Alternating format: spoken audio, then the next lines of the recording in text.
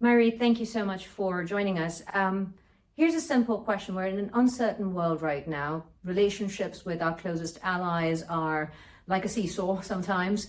How does Europe traverse this next year or two, making sure that we don't once again land up in a 2008 situation where external factors kind of drag the economy down? Well, that's a very big question. I think Europe is preparing and has been preparing for quite some time. There's an impression that Europe is suddenly caught like a rabbit in the headlights, and that's not true. Because in my time in the European Parliament, and I was 16 years there, but also in the Commission, we were talking about strategic autonomy, open strategic autonomy. We were looking at resilience. We were talking about weaning ourselves away from fossil fuels, which we now know we need to do more urgently. So I think Europe needs to step up, definitely, because the heat is more intense. We need to try and find greater compromise, not only in between member states, where we need strong leadership from the member states, but also in the European Parliament. And I think we need to know that without unity, not just like unity for unity's sake, but without strong European leadership internally, then we won't be able to get through what is particularly choppy waters at this time. And sometimes when you look at worst possible outcomes, I think it does tend to strengthen the backbone of the European Union.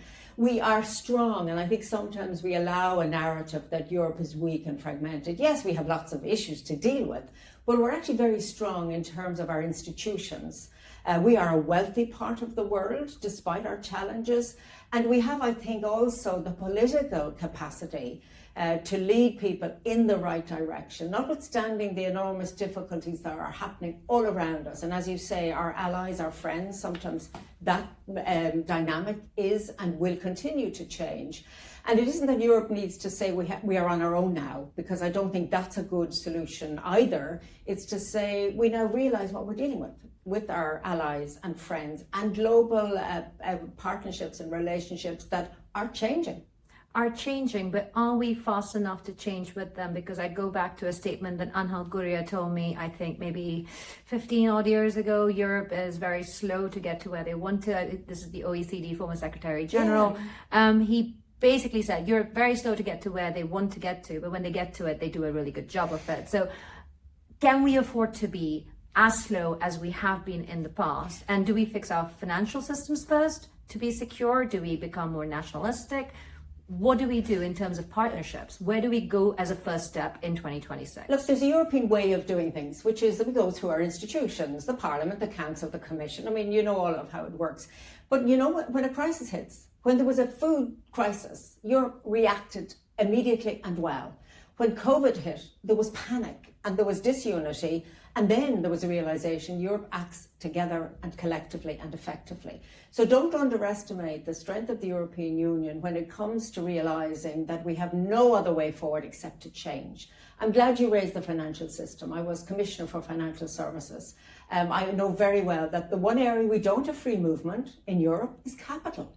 So we need to strengthen our financial system always with an eye to what happened in the past. So not deregulation, but smart regulation. We need to look at the digital evolution. We need to make sure that we don't have just national banks that serve national markets. So why is it that a citizen of my member state can't borrow in the financial system of another? It's because there are national barriers. So what we need is for an understanding that for Europe to be stronger for the next 50 years, it needs to take big decisions now. They've been in progress slowly over the last decades. But it's now rather time to pick up the momentum. And I do believe that there is that within this Commission. And I think with the Parliament, it's harder to find majorities, but you have to live with what the elections give. And again, it's about strong leadership, which I think is there. And we will see that coming to the fore. Final question, if you had a crystal ball in all the years of your experience and considering the dynamics changing around the world, do you think Parliament can push through all of the things that stop the barriers, that have stopped the banking union, the capital markets union, with all the pressures externally, soon enough for us to stay protected and keep our values and all of the things we're so proud in Europe? You know, the real problem with us making such slow progress is that voters don't ask for these things when it comes to European elections because they're technical and they're about money and finance. So we need to democratize this discussion, and I'm doing it where I possibly can. I don't think we have a choice. I think it's now or never. I pushed it so far as Commissioner. We have a current very effective and active Commissioner pushing it forward.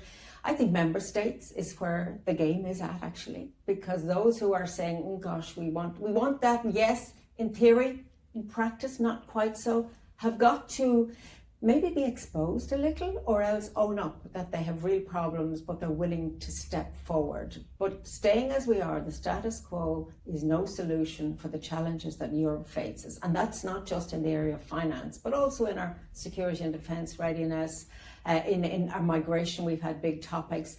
All of these have to be handled now, not rushed to make the wrong decisions, but with more urgency perhaps than over the previous years. Mairéad McGuinness, thank you so much for those insights.